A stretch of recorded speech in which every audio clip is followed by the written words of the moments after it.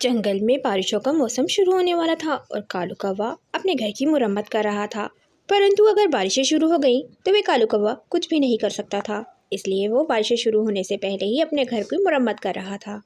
वे टुनटुनी चिड़िया भी कालू कौवे का उसके साथ मिलकर हाथ बटाती है, लेकिन अचानक ही गहरे गहरे बादल आ जाते हैं और बारिश शुरू हो जाती है। वे कालू कौवा टुनटुनी चिड़िया से कहता है, टुनटुनी तुम अंदर चली जाओ, मैं अभी घर की मुरम्मत करके अंदर आता हूँ।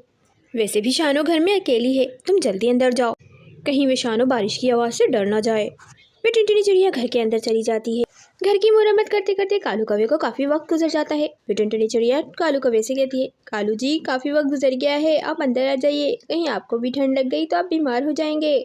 वे कालू कौवा भी घर के अंदर आ जाता है और टुनटुनी चिड़िया से कहता है, टुनटुनी बारिश तो बहुत खतरनाक हो रही है, पता नहीं कल तक बंद होगी या नहीं। घर में राशन कितना है?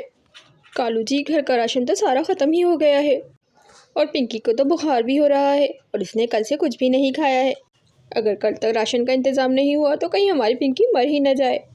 और टुनटुनी शुभ शुभ बोलो, ऊपर वाला सब ठीक कर देगा, हो सकता है कल तक बारिश ख़त्म हो जाए और कल मैं बाज़ार जाकर राशन ले आऊँगा। उस रात वे दोनों पति पत्नी भूखे ही सो जाते हैं, लेकिन बारिश है कि लगातार होती रहती है।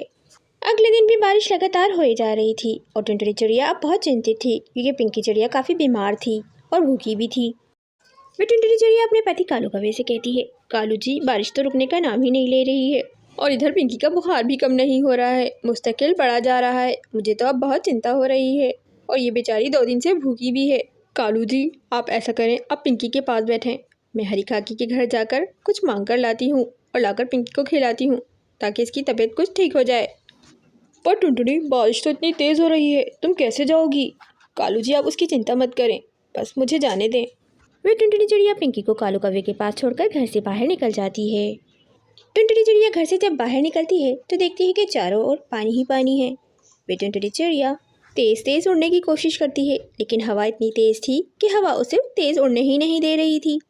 अचानक उसकी नज़र पानी में एक तैरती हुई पोटली पर पड़ती है। वे टुनटुनी चिड़िया उस पोटली को उठा लेती है और अपने घर ले जाती है, ये सोच कर कि उसमें खाने पीने का कोई सामान होगा। घर लाकर जब वे टुनटुनी चिड़िया उस पोटली को खोलती है तो देखती है कि उसमें ढेर सारे सोने के हीरे जवाहरात हैं।